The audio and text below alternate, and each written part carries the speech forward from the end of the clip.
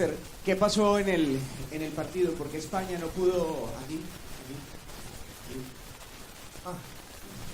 ¿Qué pasó en el partido? Porque España no pudo dominar el juego, sobre todo el medio campo, que ha sido lo más relevante del juego de España cuando apuesta a atacar.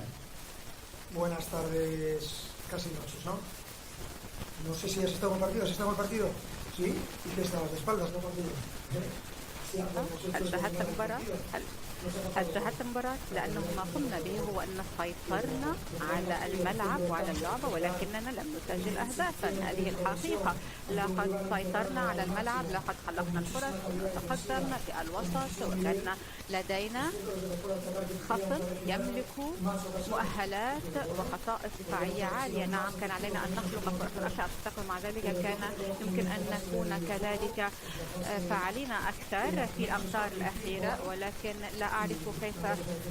إذا لم يكن لدينا ما يكفي من المساحة والوقت، والمغرب كان لديها أداء دفاعي مدهش، لكنني فعلا سعيد بما قدمه المنتخب والفريق. لقد مثلوا نظريتي وطريقة لعبي، وأنا أريد أن أثني على لعبهم، وأريد أن أثني على المغرب وأهنئهم على لعبهم. كانوا أفضل منا في ركلات الترجيح. بونو كان مدهشا وأتمنى لهم حظا طيبا في هذه البطولة.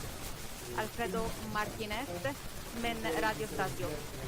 ما الذي كيف أخطأت ربما إسبانيا؟ هل كان يجب أن يكون هناك لاعبين مختلفين في هذه المرحلة؟ لأن المنتخبات الوطنية الأخرى سجلوا أهدافا وهذا حقق الفرق.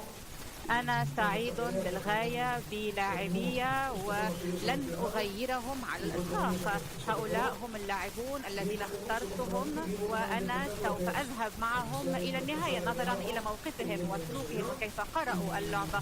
إذا كان هناك أي شخص مسؤول هو أنا، ويمكنني فقط أن أثني على لاعبي على تصرفهم ولاعبهم على أرض الملعب كذلك، وخاصة في هذه البطولة. طبعا نحن مستاءون بهذا الفشل. كان لدينا طبعا دعما كبيرا من المشجعين، ولكن لسوء الحظ لم تمكن من إهدائهم الفوز، ونحن فعلا خاب أملنا وحزننا حول هذا الموضوع. مرحبا حضرة المدرب من الموندو. لا أعرف إذا كنت سوف تستمر في منصبك بعد هذه البطولة. أريدك أن تخبرني ستستمر في منصبك، لكن هذه النتائج طبعا سيكون لديها تأثير على موقفك. لا يمكن أن أخبرك هذا، لا هذا ليس الوقت المناسب تحدث عن مستقبلي. هذا الأمر ليس مهم الآن لا نملك ما يكفي من الوقت. عقدي سوف ينتهي، ولكن كما تعرفون أنا سعيد بهذا المنتخب وبالاتحاد. الرئيس مولينا كذلك، ولسالما حظيت بدعم كبير من مولينا ومن رئيس الاتحاد. مولينا طبعا هو المدير الرياضي، ولكن علي أن أفكر بما هو أفضل لمستقبلي ولمستقبل المنتخب الوطني كذلك. عندما سأتخذ هذا القرار سوف أتحدث مع الأشخاص المناسبين، وعندها كل شيء سوف يتأثر وسوف يتم إعلامه. هذا بالطبع.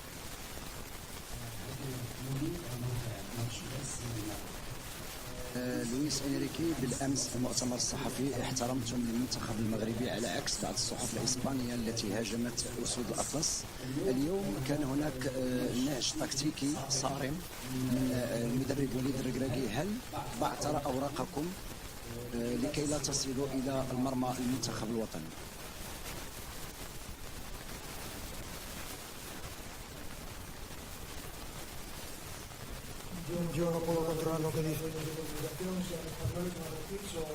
لا يمكنني أن أسيطر على ما تقوله وسائل الإعلام سواء من المغرب أو إسبانيا. ما يمكن أن أقوله هو أن نحن كمحترفين، وأعتقد أن هذه كانت لعبة نظيفة بين منتخبين. نحن نملك أفكارنا، نحاول أن نحقق الفوز ونستحق الفوز. لا يمكنني فعلا أن أقول أي شيء ضد المغرب. كانت فعلا مباراة جميلة لكل أطفال العالم، ونحن نمدح خصمنا سواء إذا كان هذا عادل أو غير عادل. هذه كرة القدم، هذه الحياة، وعلينا أن نحترم المنتخبين الوطنيين. المنتخب المغربي والمنتخب الإسباني محترفين، وكلانا لعبنا بطريقة محترفة.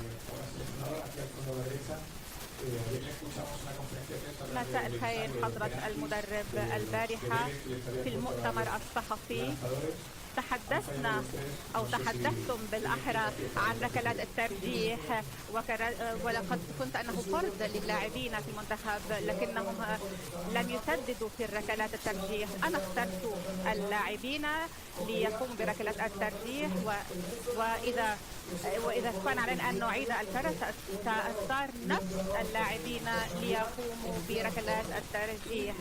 وفقا لشخصيتي أنا أقوم بإعطاء اللاعبين الحرية للاختيار. إذا أنا فقط أريد إذا كان علي أن أبدل أحد كنت لأبدل بونو فقط حارس مرمى المغرب، ولن أبدل لاعبية. يمكننا أن نرى أنك ربما تعاني. هل تعاني من الداخل؟ يبدو أنك فعلا